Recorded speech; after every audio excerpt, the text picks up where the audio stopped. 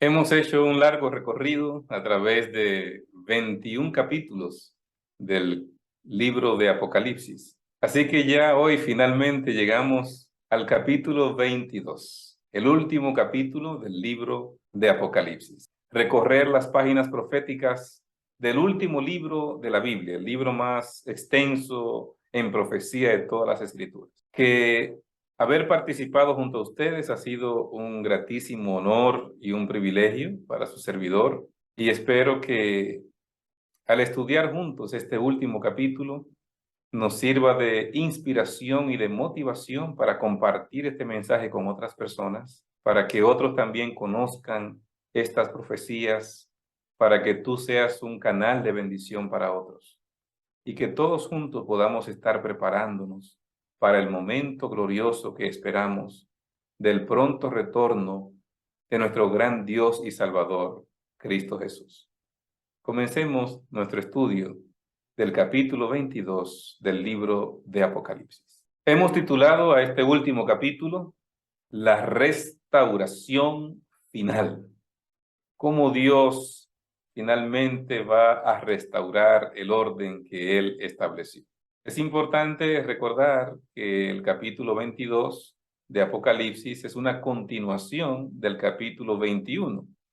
Ya en el capítulo 21 comenzamos a ver los detalles de la Nueva Jerusalén, cómo va a ser la ciudad de Dios. Pero no terminó en el capítulo 21 la descripción acerca de cómo va a ser la Nueva Jerusalén. Ya vimos algunos aspectos de esta santa ciudad de Dios, pero hoy en el capítulo 22 vamos a continuar viendo otros aspectos acerca de cómo va a ser la Nueva Jerusalén, la ciudad capital de la tierra nueva. Recordamos que nosotros estudiamos en el capítulo 21 que la Nueva Jerusalén se va a constituir en la ciudad capital del planeta Tierra. Y aquí va a morar el mismo Dios y el mismo Jesucristo. Y Dios morará con ellos y estará con ellos como su Dios. Vamos al versículo 1 de inmediato, que nos dice: después me mostró un río limpio de agua de vida, resplandeciente como cristal, que salía del trono de Dios y del Cordero. No habrá mar, pero habrá río. Y así como hay un árbol de vida, hay un río de agua de vida que va a salir del mismo trono de Dios, establece el texto. La imagen del agua viva procedente de la ciudad proviene de varios textos del Antiguo Testamento. Apocalipsis 22:1 nos recuerda el río que fluía del jardín del Edén. Ya usamos ese versículo en el capítulo anterior y lo vamos a leer una vez más. Y salía de Edén un río para regar el huerto, y de allí se partía en 4 brazos. Así que no habrá mar, pero sí habrá un río, y un río de vida, como el árbol de vida, el río de vida que sale del trono mismo de Dios. Así lo establece la palabra inspirada en el capítulo 22, verso 1. El Salmo 46:4 dice: del río sus corrientes alegran la ciudad de Dios, el santuario de las moradas del Altísimo. Del río sus corrientes alegran la ciudad de Dios. Así que miren qué interesante que las letras, las palabras de este salmo hacen una alusión a lo que va a ser la vida en la tierra nueva, porque del río de vida que alegran la ciudad, entonces el santuario de las moradas del Altísimo. ¿Cuál es la ciudad que también es un santuario de la morada de Dios? Porque Dios estará allí. Es la Nueva Jerusalén. Así que el Salmo 46 nos está hablando proféticamente de lo que va a suceder en la Nueva Jerusalén y amplía lo que nos está diciendo Apocalipsis 22:1. Pero hay otro aspecto que se menciona en el versículo, y es que allí va a estar el trono del Cordero. Vamos a leer una vez más Apocalipsis 22:1. Después me mostró un río de agua limpia de vida, resplandeciente como el cristal, que salía del trono de Dios y del Cordero.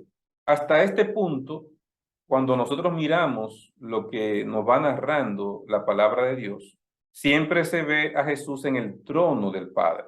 Pero después de la destrucción definitiva del mal que narra el capítulo 20, ahora en el capítulo 22 se está mencionando el trono del Cordero. Así que se está estableciendo cómo Cristo toma control completo del trono, porque ya a sus enemigos los puso por debajo de sus pies. Así que ya Cristo asume, y por eso se ve a Cristo sentado ya en el trono del Cordero, no solo en el trono del Padre, en el trono del Cordero. Así lo establece el versículo 1, y este es un comentario que hace Ranko Stefanovic. Apocalipsis 22:2. Y a uno y otro lado del río está el árbol de la vida, que produce 12 frutos, dando cada mes su fruto. En esta continuación de la narrativa de la ciudad santa de la Nueva Jerusalén, también nos dice que vamos a tener allí el árbol de la vida. Es importante que sepamos que ese árbol de la vida que estuvo en el jardín del Edén no desapareció por arte de magia. El libro Patriarcas y Profetas establece que en ocasión del diluvio, previo al diluvio, Dios se llevó el árbol de la vida para el cielo, y ese árbol de la vida es el que está en la santa ciudad, y ese árbol de la vida que estaba en Edén es el árbol de la vida que va a haber en la Nueva Jerusalén, y del que nosotros vamos a comer cada mes un fruto diferente del mismo, como lo estamos leyendo en Apocalipsis capítulo 22, versículo 2. Ezequiel 47:12 dice: y junto al río, en la ribera, a uno y otro lado, crecerá toda clase de árboles frutales. Sus hojas nunca caerán, ni faltará su fruto. A su tiempo madurará, porque sus aguas salen del santuario, y su fruto será para comer, y su hoja para medicina. Ezequiel está hablando proféticamente del ideal que podría ser Jerusalén. Y fíjense lo que está hablando aquí: junto al río va a haber árboles, y esos árboles, sus hojas no caerán. Aquí en la tierra podemos ver algo así, que un árbol ya no caigan sus hojas. No lo podemos ver porque esta tierra está contaminada con el pecado. Así que lo que estamos viendo aquí es algo de lo que va a suceder en el reino restaurado que el Señor va a completar una vez Cristo venga por tercera vez a esta tierra.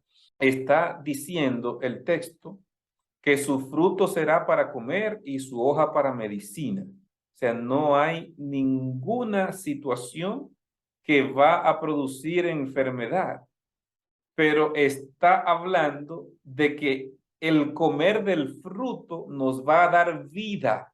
¿Y de qué árbol es que al comer su fruto tenemos vida? Que para el hombre vivir eternamente, en el Edén tenía que comer del árbol de la vida. Cuando el hombre peca, ¿qué hace Dios? Lo saca del Edén para que no coma del árbol de la vida. Y puso 2 ángeles para que ellos no puedan entrar en el jardín del Edén. Ahora, en la tierra nueva, específicamente en la ciudad capital, vamos a tener el árbol de la vida una vez más, que nos va a permitir extender la vida. Vamos a comer cada mes de su fruto, vamos a vivir eternamente. ¿Por qué Dios hizo esto? ¿Y por qué lo va a volver a hacer? Porque es un recordatorio para el hombre de que la vida eterna no es inherente de mí como ser humano, que la vida eterna no es inherente porque yo soy sabio, porque yo soy astuto, porque yo tengo autoridad, porque yo tengo poder. No, yo tengo vida eterna porque Dios me ha dado esa vida eterna. Y para yo poder tener la vida eterna, tengo que ir y comer del fruto del árbol de la vida. Es un recordatorio de que no es mía la vida eterna. Es un don que Dios me ha otorgado. Y a través de comer de ese árbol, entonces el Señor me permite perpetuar la vida. Así es más o menos lo que nos está presentando el libro de Ezequiel de igual manera. El fruto del árbol de la vida que estaba en el jardín del Edén tenía virtudes sobrenaturales. Estoy leyendo el libro Maranata, página 316. Comer de él significaba vivir para siempre. Era el antídoto contra la muerte. Sus hojas servían para mantener la vida y la inmortalidad. Después de la entrada del pecado, el labrador celestial lo trasladó al paraíso que está en el cielo. Así lo establece Maranata en la página 316. Jamás volverán a sentir los efectos de la enfermedad, la tristeza, la muerte, porque las hojas del árbol de la vida los habrán sanado. Pasamos al versículo número 3.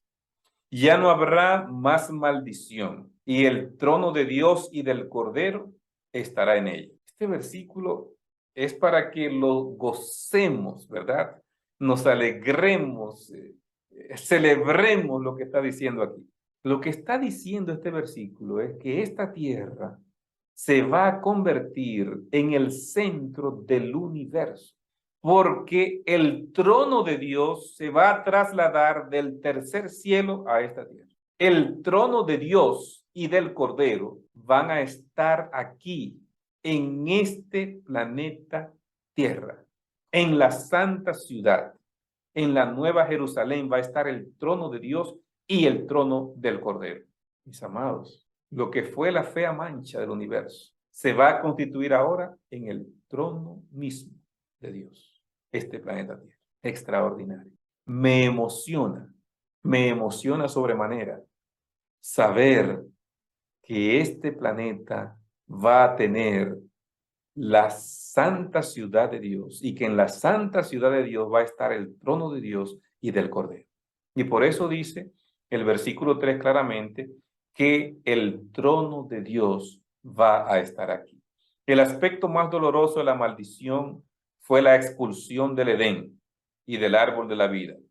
Así que con la erradicación del pecado, la maldición desaparece. Los redimidos vuelven al Edén restaurado con acceso completo al árbol de la vida. Ya no habrá más maldición. Así que ya sí podremos seguir comiendo del árbol de la vida. El verso 4 nos dice, y verán su rostro y su nombre estará en sus frentes. Vamos a contemplar el rostro de Dios y del Cordero. ¿Cómo hablaba Dios con el hombre antes del pecado? Cara a cara, directamente, sin intermediario. Después que el pecado entró, Dios tuvo que usar otros medios, sueños, visiones, porque no podía hablar directamente con el hombre cara a cara. Pero dice el texto, el verso 4, verán su rostro. Vamos a contemplar una vez más a nuestro gran Dios y Salvador, cara a cara, directamente. Y su nombre estará en sus frentes. Hay un nombre nuevo que el Señor nos pondrá, ya hemos visto eso en otros textos del Apocalipsis. Amados, ahora somos hijos de Dios y aún no se ha manifestado lo que hemos de ser. Pero sabemos que cuando Él se manifieste, seremos semejantes a Él porque le veremos tal como Él es. Hasta que no veamos a Cristo, no podremos. Qué lindo texto este de Primera de Juan capítulo 3. No se ha manifestado todavía lo que hemos de ser. Pero sabemos que cuando Él se manifieste, ¿cuándo es que Él se va a manifestar? En su segunda venida. Seremos semejantes a Él, porque le veremos tal como Él es. ¿En qué sentido seremos semejantes a Él? Porque el Señor nos va a transformar. La Biblia dice claramente que este cuerpo corruptible se va a vestir de incorrupción, que este cuerpo mortal se va a vestir de inmortalidad. Entonces Dios va a hacer una transformación. Entonces seremos semejantes a Él, como lo establece la palabra de Dios. Apocalipsis 3:12 nos decía, al que venciere, yo lo haré columna en el templo de mi Dios, y nunca más saldrá de allí. Y escribiré sobre él el nombre de mi Dios, y el nombre de la ciudad de mi Dios, la Nueva Jerusalén, la cual desciende del cielo de mi Dios, y mi nombre nuevo. ¿Cuántas promesas juntas en este versículo, verdad? Columna en el templo de Dios. Recuerden, no habrá templo. Entonces, ¿cómo vamos a hacer columnas si no hay templo en la Nueva Jerusalén? Es que nosotros vamos a ser el baluarte de lo que el Señor hizo, la salvación que se estableció, nosotros vamos a poder testificar de lo que Cristo hizo en nosotros. Columna en el templo de mi Dios, en el sentido claro de la palabra, no es que usted se va a colocar varilla y cemento y se va a establecer allí. Es el fundamento de ese reino espiritual que el Señor ha establecido.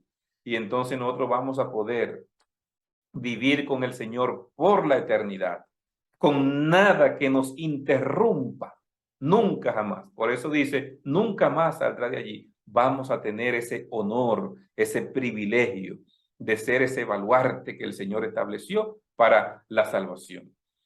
Y ese nombre que el Señor nos ha dado, el nombre de mi Dios, el nombre de la ciudad, el nombre nuevo que el Señor nos ha de colocar.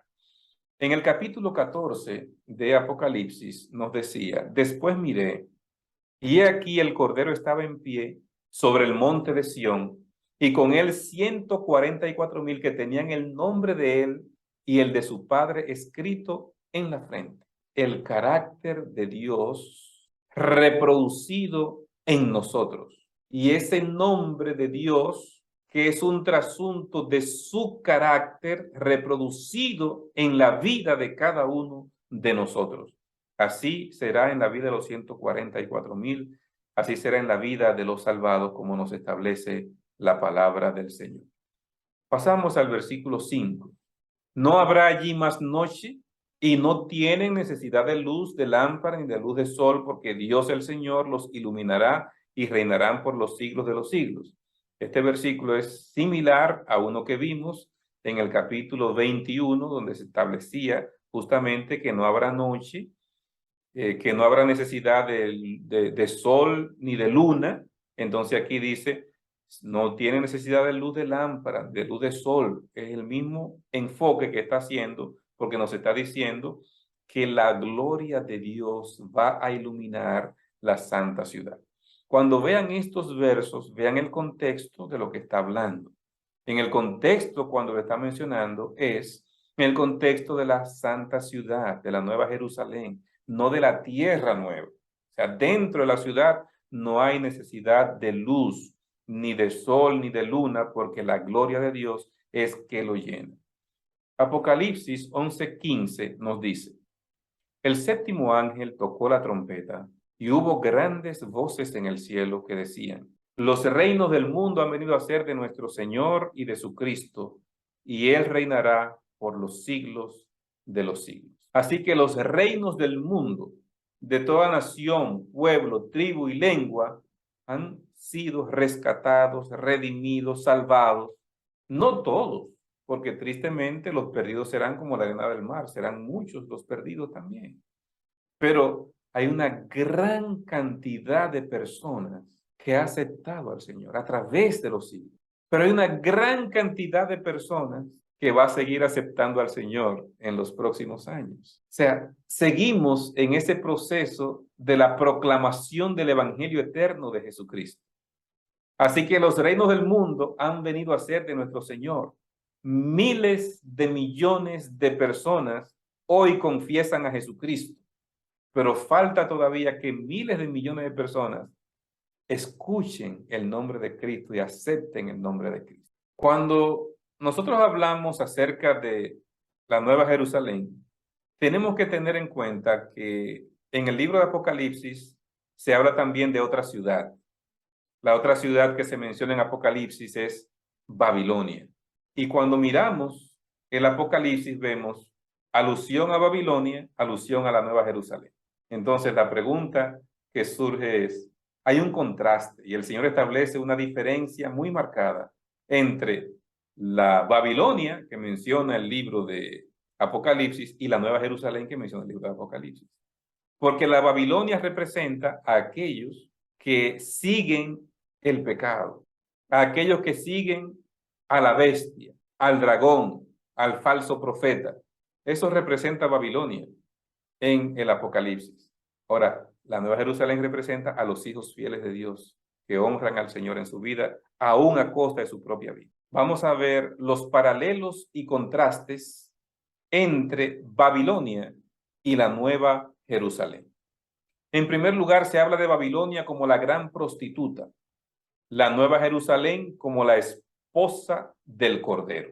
Se habla de Babilonia como adornada con piedras preciosas y de la Nueva Jerusalén como adornada con piedras preciosas. Se habla de Babilonia como la prostituta que ofrece la copa de las abominaciones, de la Nueva Jerusalén que ofrece el agua de vida. De Babilonia como la morada de demonios, de la Nueva Jerusalén como la morada de Dios. Mientras Babilonia está llena de cosas inmundas, abominaciones y pecado, la Nueva Jerusalén no tiene nada inmundo ni abominable. Las naciones y los reyes en Babilonia dan su poder y su autoridad a la bestia. En las naciones y los reyes traen su gloria a la Nueva Jerusalén. Los reyes y las naciones que se salvaron, ¿verdad? Babilonia está situada sobre muchas aguas, es decir, sobre el Éufrates. La Nueva Jerusalén tiene un río de vida que fluye en medio de ella. Babilonia se caracteriza por su rebelión contra Dios. La Nueva Jerusalén se caracteriza por su fidelidad a Dios. Como podemos ver a través del libro de Apocalipsis, siempre hay un contraste y cierto paralelismo entre estas dos ciudades, pero es por lo que representan. ¿Qué representan? Las personas que deciden honrar a Dios o los que deciden seguir a la bestia y a quien está detrás de la bestia, que es a Luzbel. Pasamos ahora a la parte final del Apocalipsis, el epílogo del Apocalipsis, que está en el capítulo 22, versos 6 en adelante. Hasta el verso 5 nos siguió hablando un poco de la Nueva Jerusalén, nos dio algunos detalles adicionales, pero ahora viene el epílogo, ya la parte final del Apocalipsis. Así que en el capítulo 1, versos 1 al 8, estaba el prólogo del Apocalipsis. Así comenzó la introducción del libro, ¿verdad? Pero ahora el epílogo proporciona un resumen general del libro entero. Mucho del prólogo se repite aquí. Los temas introducidos en el prólogo que corren a través del libro llegan a su conclusión ahora en esta parte final del Apocalipsis, en el epílogo. Así que esta última parte actúa como la confirmación y la confiabilidad de todo lo que el libro contiene. Pasamos al versículo 6 para iniciar este epílogo o parte final del Apocalipsis. Y me dijo, estas palabras son fieles y verdaderas. El Dios de los espíritus de los profetas ha enviado su ángel para mostrar a sus siervos las cosas que deben suceder pronto. ¿Qué es lo que está diciendo el versículo 6? Bueno, todo lo que has visto en este libro de Apocalipsis es fiel y es verdadero. O sea, Dios ha enviado su guía, su conducción, su dirección, ha enviado su ángel para mostrarte las cosas que van a suceder. Cada generación del pueblo de Dios ha de vivir en constante expectativa ante la venida de Cristo. Las cosas que deben suceder pronto. Cuando habla de las cosas que deben suceder pronto, está hablando de lo que ya está profetizado que debe pasar en el libro de Apocalipsis. Veamos el verso 7 para que lo podamos entender mejor. He aquí, vengo pronto. Bienaventurado el que guarda las palabras de la profecía de este libro. Vengo pronto. Mis amados, el Señor está haciendo una promesa maravillosa. Recuerdan que Apocalipsis capítulo 1 comenzaba hablando. He aquí viene con las nubes y todo ojo le verá. Así que ahora lo que dice en el prólogo, lo reitera en el epílogo. He aquí vengo pronto. Solo decía en el prólogo, he aquí viene con las nubes, pero ahora dice, vengo pronto. Y hay una bienaventuranza entonces. Bienaventurado el que guarda las palabras de la profecía de este libro. Cuando obedecemos lo que el Señor nos dice, somos bienaventurados. El tiempo presente futurista sugiere una acción que va a suceder en el futuro como si ya estuviese ocurriendo en el presente. He aquí vengo pronto. He aquí yo voy a venir. No, lo está diciendo como en un momento, en un tiempo presente futurista. ¿Y cómo se explica esto de presente futurista? He aquí vengo pronto. Yo vengo. Yo voy a venir un día. No lo estoy diciendo como algo futuro, no. lo estoy diciendo, es tan seguro, es tan certero, es tan cierto lo que estoy diciendo, que lo estoy diciendo como en presente, aunque todavía no está sucediendo, pero va a suceder. Con esa certeza, ese tiempo presente futurista que podemos ver aquí. He aquí, vengo pronto. Qué lindo, ¿verdad? Qué manera de poder el Señor garantizarnos, decirnos que es seguro lo que Él nos está prometiendo en su segunda venida. El tema del Apocalipsis y de este capítulo 22 es ese, la venida de Cristo. Apocalipsis 1:4 dice, el que ha de venir.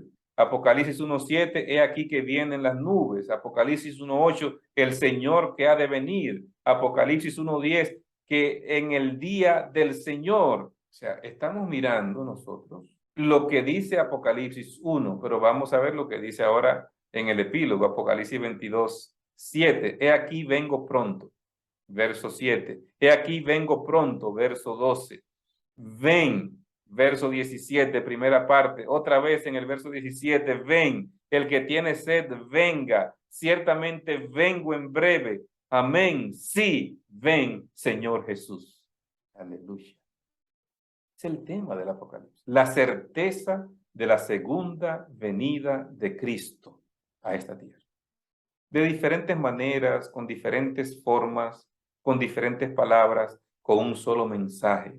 Cristo vuelve por segunda vez. Y yo, Juan, soy el que oyó y vio estas cosas, y después que las hube oído y visto, me postré para adorar a los pies del ángel que me mostraba estas cosas. Pero él me dijo, mira, no lo hagas. Yo soy consiervo tuyo, de tus hermanos los profetas, y de los que guardan las palabras de este libro. Adora a Dios. Ya una expresión similar la habíamos visto en el capítulo 19, versículo 10. Y la estamos viendo otra vez en el capítulo 22. Cuando Juan ve esto, entonces Juan está diciendo, lo normal cuando ve estas cosas tan grandes es postrarse. Y no, espera, yo soy un siervo igual que tú. Adora a Dios. La invitación siempre es adorar a nuestro gran Dios y Salvador. Esa doble experiencia de Juan en el 19 y ahora en el 22, donde se le exhorta para adorar a Dios, es especialmente relevante para la generación del tiempo del fin. El problema central en la crisis final es la adoración. O adoro a la bestia o adoro a Dios.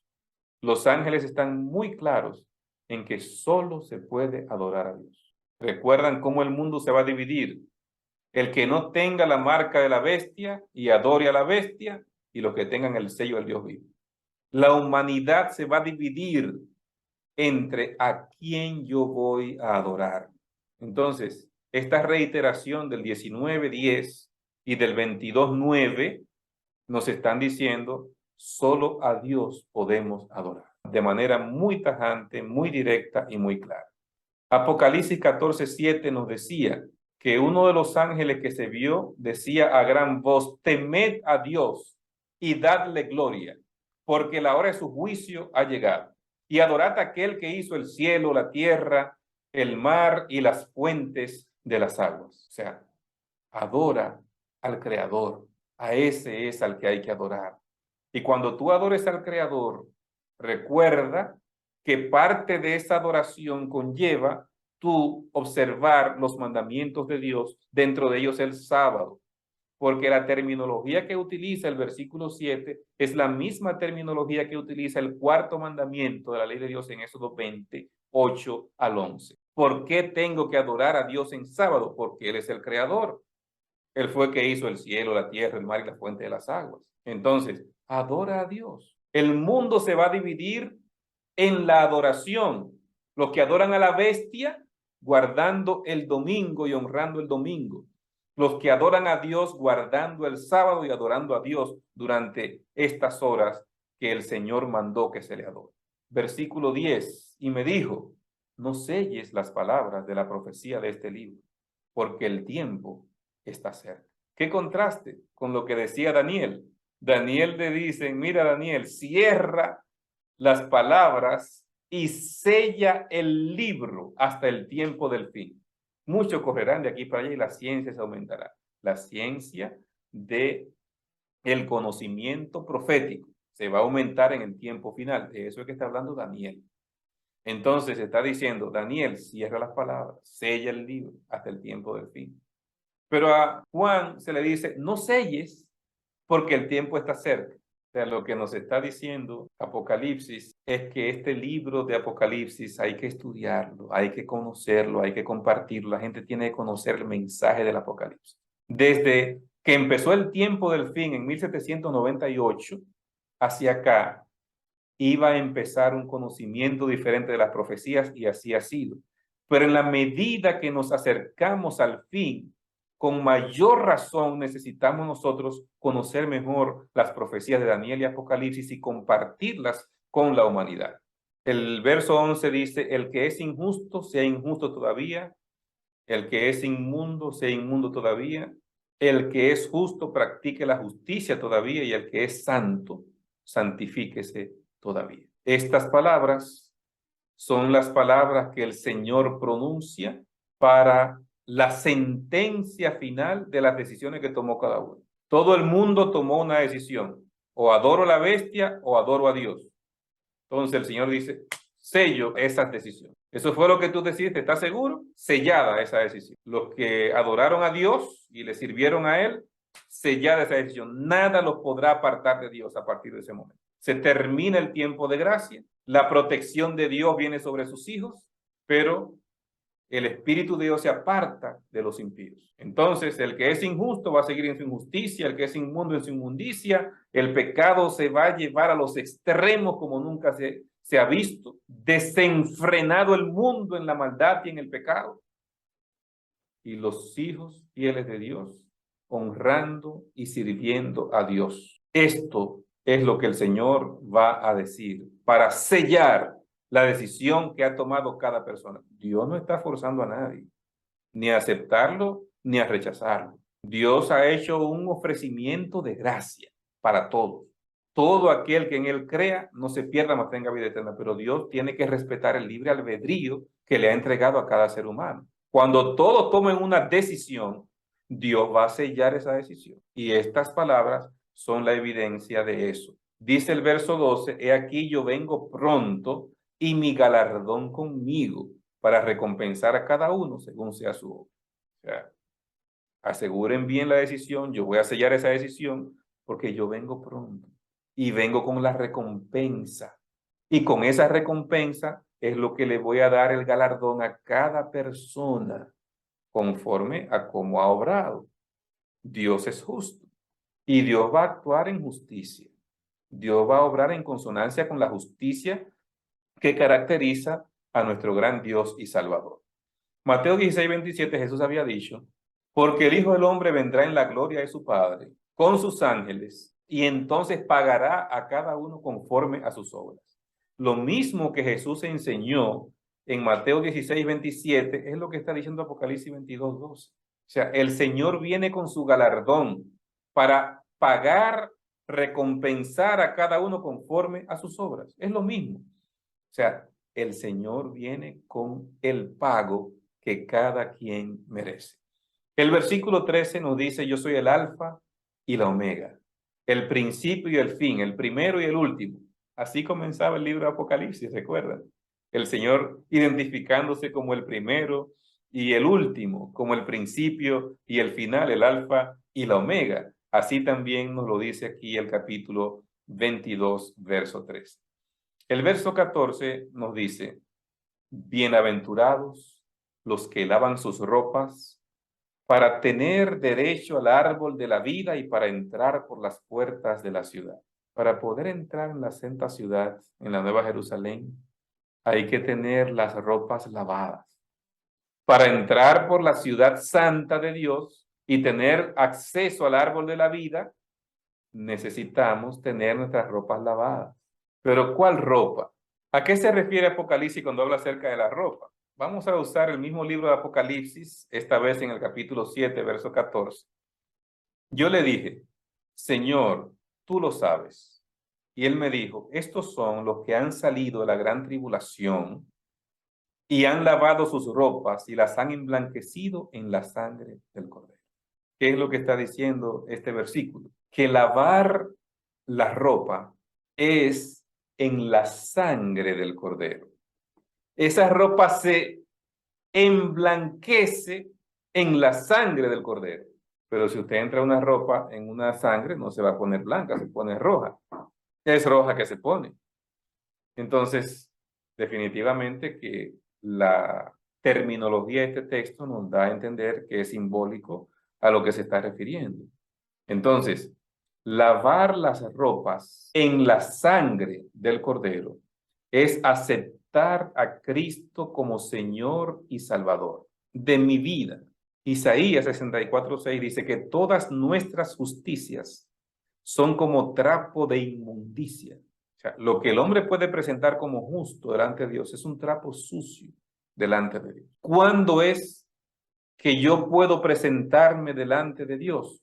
Cuando yo lavo mi ropa, o sea, coloco mi vida en la sangre de Cristo. Acepto el sacrificio pleno, expiatorio de Cristo como bueno y válido para mi perdón y para mi salvación. Cuando yo hago eso, entonces estoy lavando mi ropa, mi ropaje de justicia humana en la sangre del justo, del único justo, Cristo Jesús. Entonces, lavar las ropas significa aceptar a Cristo como Señor y Salvador. Así que somos bienaventurados y es la condición para poder entrar en la Nueva Jerusalén.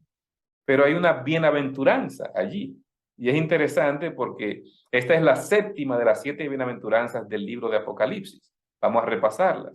En el capítulo 1, verso 3, en el 14:13, en el 16:15, 19:9, en el 20:6, en el 22:7, que lo leímos ahorita, y dejé para comentar aquí en el capítulo 22, versículo 14. En estos 7 textos hay bienaventuranzas en Apocalipsis. Y estas 7 bienaventuranzas son para los que lavan sus ropas en la sangre del Cordero. Mis amados, si por alguna razón nuestras ropas no están todavía limpias, en este mismo instante tú puedes lavar tus ropas en la sangre del Cordero. Si hay una oración que Dios contesta inmediatamente, es la oración pidiendo perdón por nuestros pecados. Dios no espera que tú hagas una penitencia. Dios no espera que pase cierto tiempo, que tú cumpla con algún requisito. Cuando pedimos perdón por nuestros pecados en la sangre de Cristo Jesús, esa oración se responde inmediatamente. Lava tus pecados. Purifica tu vida en la sangre del Cordero. El verso 15 nos dice, mas los perros estarán fuera, y los hechiceros, los fornicarios, los homicidas, los idólatras, y todo aquel que ama y hace mentira. Vuelve a mencionar los hechiceros, fornicarios, homicidas, idólatras, los mentirosos. Vuelve a enfatizar otra vez la mentira. Cuidado con ese tipo de pecado. Pero aquí hay una expresión que a mucha gente le choca y preguntan, los perros, pero está hablando del animal, del cuadrúpedo. No, no está hablando del animal. Cuando habla de los perros, no se refiere al animal, se refiere a un tipo de persona. ¿A qué tipo de persona se está refiriendo? Bueno, tenemos que seguir el principio bíblico de permitir que la Biblia sea su propio intérprete. Vamos a leer varios textos donde se mencionan los perros y vamos a ver el contexto para entender a quiénes, a qué tipo de personas se está refiriendo cuando habla acerca de los perros, el libro de Apocalipsis. El primer texto es Deuteronomio 23:17. Nos dice, no haya ramera de entre las hijas de Israel, ni haya sodomita de entre los hijos de Israel. El 18, no traerás la paga de una ramera, ni el precio de un perro a la casa de Jehová, tu Dios, por ningún voto, porque abominación es a Jehová, tu Dios, tanto lo uno como lo otro. Está hablando de 2 tipos de personas que se han dedicado a cierto estilo de vida. Las rameras y los sodomitas, los hombres que viven con otros hombres o las mujeres que viven con otras mujeres. Ese estilo de vida que han asumido esas personas, entonces está diciendo, ese tipo de personas, yo no puedo bajo ninguna circunstancia aceptarlo. Dios no puede aceptar a nadie que no se arrepienta. A ningún ser humano, no importa la condición que esté, no importa cómo esté, dónde haya ido, la condición para ser aceptado en el templo de Dios, en el santuario de Dios, es que tú te arrepientas de tu pecado, que tú dejes la rebelión contra Dios. Entonces, fíjense cómo en el verso 18 dice, no traerás, después que menciones a dos personas, la ramera y los sodomitas, entonces dice en el 18, no traerás la paga de una ramera ni el precio de un perro. O sea, ¿a quién está llamando perro Deuteronomio? A los que se dedican a la sodomía. Eso es lo que está diciendo Deuteronomio 23, 18. Claramente, haciendo el paralelo de los dos versículos 17 y 18, es una conclusión clara. La Biblia llama a las personas que se dedican a ese tipo de práctica perros aquí en Deuteronomio 23, 18. Pero vamos a ver otros textos. ¿A quiénes más llama la Biblia perros? Porque perros me han rodeado, me han cercado cuadrilla de malignos, horadaron mis manos y mis pies. ¿A quienes llama perros también el Salmo 22? A los que tuvieron que ver con el sacrificio de Cristo, a los que entraron los clavos en sus manos y en sus pies, a esa cuadrilla de malignos que fue contra Cristo y lo crucificaron. Le llama el Salmo 22, 16, perros, perros me han rodeado. También ese tipo de personas están llamados perros en la Biblia. Mateo 7, 6. No deis lo santo a los perros, ni echéis vuestras perlas delante de los cerdos, no sea que los pisoteen y se vuelvan y os despedacen. No deis lo santo a los perros. ¿Qué es lo que significa? Una persona que no valora el evangelio, que no le da importancia al mensaje de salvación. ¿Cómo le llama la Biblia a esa persona que desdeña el evangelio de Cristo? Perros. No des lo santo a los perros. O sea, también este tipo de persona es llamada perros en la palabra de Dios. Filipenses 3:2. Guardaos de los perros, guardaos de los malos obreros, de los mutiladores del cuerpo. ¿A quienes llama Pablo aquí perros? Los guardadores, los malos obreros, los mutiladores, los que se hacen zanjas y se hacen marcas indelebles en su cuerpo, les llama perros la palabra de Dios. Filipenses capítulo 3, versículo 2. Entonces, ese tipo de persona malo que hace las cosas para agradar a sus dioses, recuerden, cuando se mutilaban el cuerpo era una forma de ellos adorar sus dioses, es lo que narra en el tiempo de Elías lo que hacían los adoradores de Baal.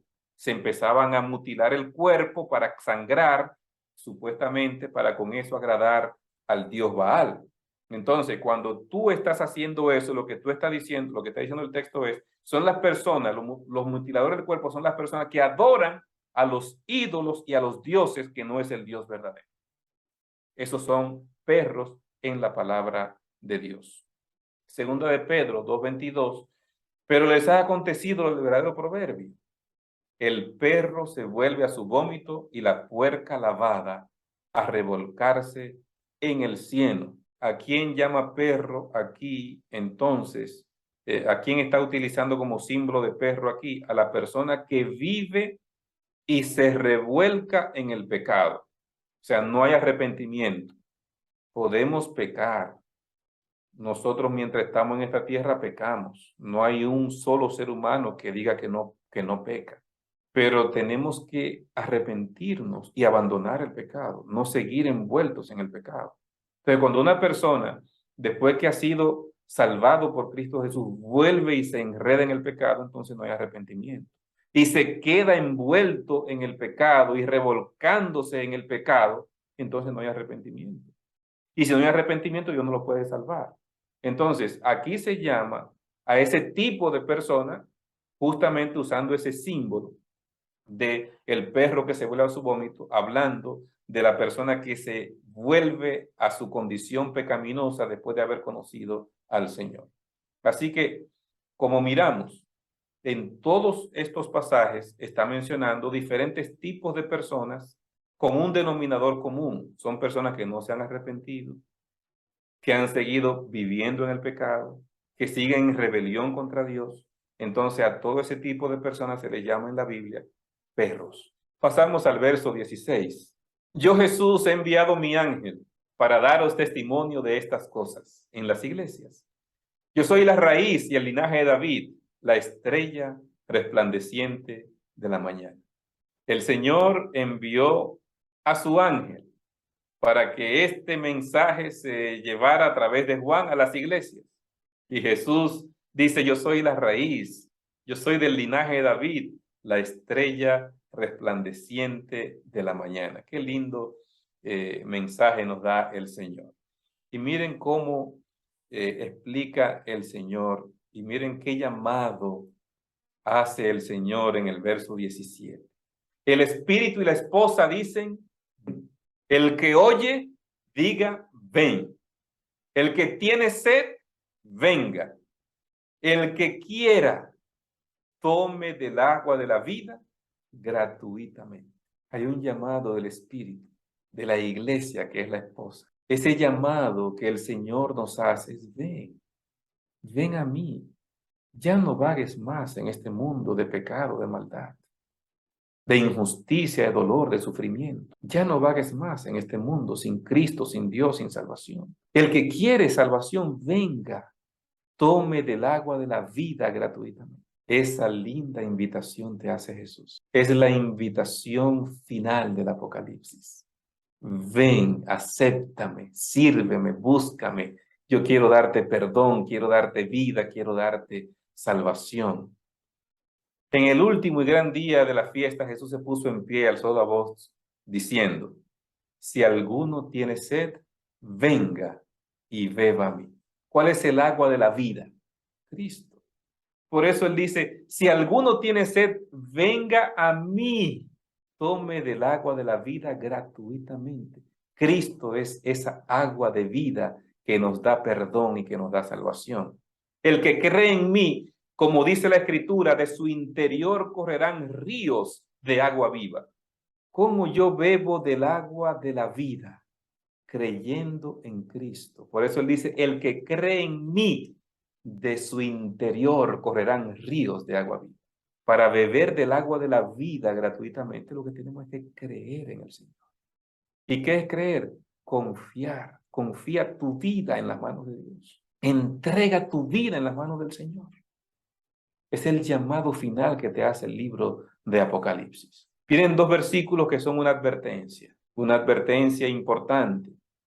Yo testifico a todo aquel que oye las palabras de la profecía de este libro. Si alguno añadiere a estas cosas, Dios traerá sobre él las plagas que están escritas en este libro. Lo que ya estudiamos en los capítulos 15 y 16. Si alguien añade, van a venir las plagas sobre esa persona. O sea, no podemos añadirle nada a la palabra de Dios. Hay personas que suman cosas y que quieren agregar cosas a lo que ya Dios ha establecido. Cuidado. El Señor hace una advertencia final en el libro de Apocalipsis. Sigue diciendo el verso 19. Si alguno quitare de las palabras del libro de esta profecía, Dios quitará su parte del libro de la vida y de la santa ciudad y de las cosas que están escritas en este libro. No le quiten nada. Hay personas que quisieran desaparecer algunas porciones de la Biblia. Cuando usted busca los 10 mandamientos en Éxodo 23 al 17, hay personas que quisieran sacar el cuarto mandamiento, que nos manda a honrar a Dios el sábado. Quisieran desaparecerlo, pero está ahí. Es el cuarto mandamiento de los 10 mandamientos de la ley de Dios. Hermanos, no le quite nada, ni a este libro ni a la Biblia. Esto el Señor lo reveló para nuestra salvación. Cuidado con quitar de este libro, porque dice el verso 19, Dios quitará entonces su nombre del libro de la vida y de la santa ciudad. Eso que está diciendo Apocalipsis 22, 18 y 19, ya lo había dicho Salomón en Eclesiastés 3:14. He entendido que todo lo que Dios hace será perpetuo. Sobre aquello no se añadirá, ni de ello se disminuirá, y lo hace Dios para que delante de él teman los hombres. No le añadas a la palabra de Dios, no le quites a la palabra de Dios, acéptala tal cual es. Sometámonos a su instrucción, sometámonos a su corrección. Lucas 16, 17. Pero más fácil es que pasen el cielo y la tierra que se frustre un tilde de la ley. Lo que Dios hace es perpetuo. Es lo que dice Eclesiastés, es lo que dice Jesús. Jesús dice, más fácil es que pase el cielo a la tierra que un tilde de la ley.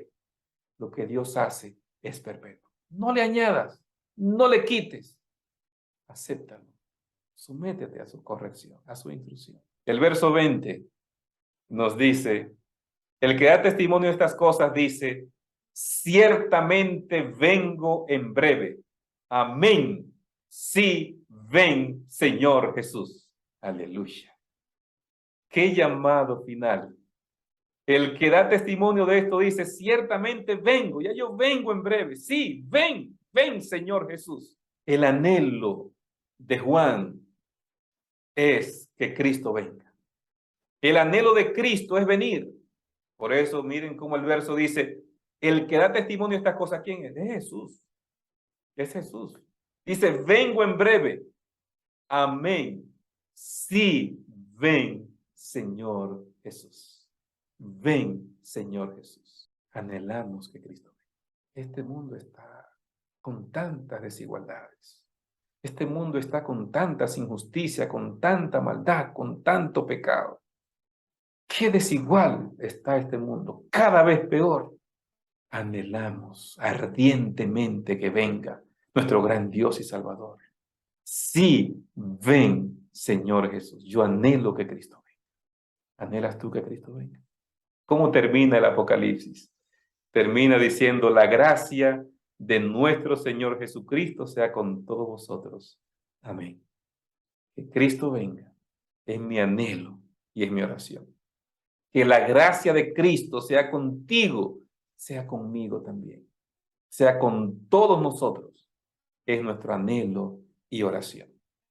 Yo quiero estar listo para el encuentro con Cristo. ¿Quieres tú también estar listo? Anhela que Cristo venga. Ama su venida. Sírvele a Cristo. Acepta a Cristo. Anhela que Él venga a restaurar todas las cosas. Que el Señor derrame bendición sobre ti, sobre tu familia. Que tú y yo estemos listos para el encuentro con Cristo. Bendiciones.